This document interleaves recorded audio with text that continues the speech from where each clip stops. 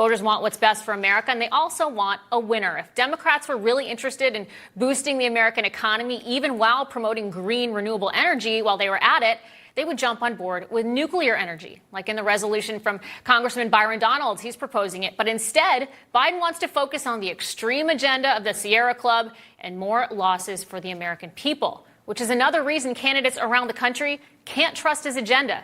For more on this, I would like to welcome our good friend, Florida Congressman Byron Donalds. Congressman, welcome back to Prime News. It's great to see you, sir. Good to be back with you. Thanks for having me on. Before we get to your bill, which we certainly want to discuss, we have to make note today is, of course, a tragic day in the House of Representatives and in the country.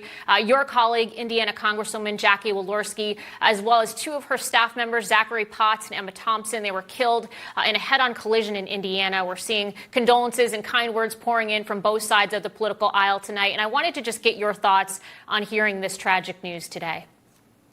Well, actually, I was devastated. I was on my way to another event when one of my staff members called me. This has really struck everybody on Capitol Hill and everybody in the political environment. Like, Jackie was a tremendous member of our caucus, and for her to just so abruptly be taken from us is a tragedy for her family. It's also a tragedy for the nation. I think bigger than just politics, it shows that life is short. And, you just want to make sure you're around your family, your loved ones. You want to live life to the fullest because nothing is promised to you. I know my heartfelt prayers go out to her husband and to her family. Indeed, a lot of prayers pouring in tonight. Congressman, I want to talk about energy. When it comes to energy bills, the Democrats obviously want to kill all fossil fuel production, but they're almost inexplicably against nuclear energy as well. Talk to us about your resolution. Do you think it can pass? And would it actually spur Congress to push more nuclear power plants across the country?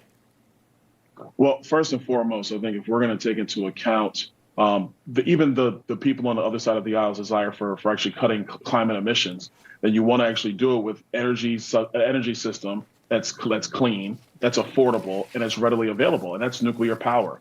We can do that right here in the United States. We have the ability to get the fuel here in the United States and not rely on Russia. We have the best technology, the best innovation here in the United States. And it is far time for us to focus on ourselves as opposed to buying solar panels and wind farms from the Chinese and from our adversaries across the globe.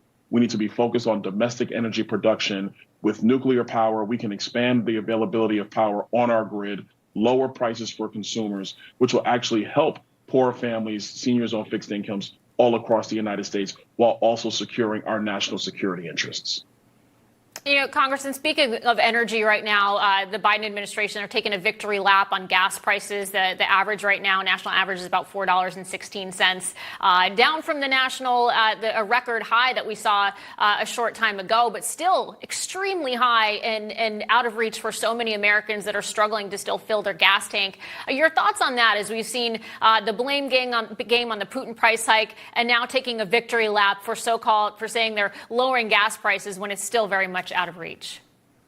Anybody taking a victory lap on this insanity just proves why he doesn't even have support in his own party. This is dumb. Gas prices are hurting every American family. The Democrats love talking about they stand for the poor, they stand for the middle class, but no, they don't, because their own economic policies have led to rises in gas prices and in energy prices. And it's not just Joe Biden. It's Nancy Pelosi. It's Chuck Schumer. It's every member of the House Democratic Caucus and the Senate Democratic Caucus that supports these crazy policies that rise prices across the board for the average consumer. So them taking a victory lap is only politics, so they have something to talk about, because their entire agenda has been a disaster. Every Democrat in both the House and the Senate has voted for this. They can't just put this on Joe Biden alone. This is what they wanted, and Americans are suffering as a result. They're suffering. They see right through it. And obviously, they see the distractions that are happening right now. And, we want to talk a little bit about what's going on in the House. You and your, fellow Republicans, you kind of have a contentious relationship with Speaker Pelosi, constantly, just the distractions out of her office. She's repeatedly siding, of course, with her far left wing. But she's received some praise, actually, from 26 Republicans in the Senate for traveling to Taiwan.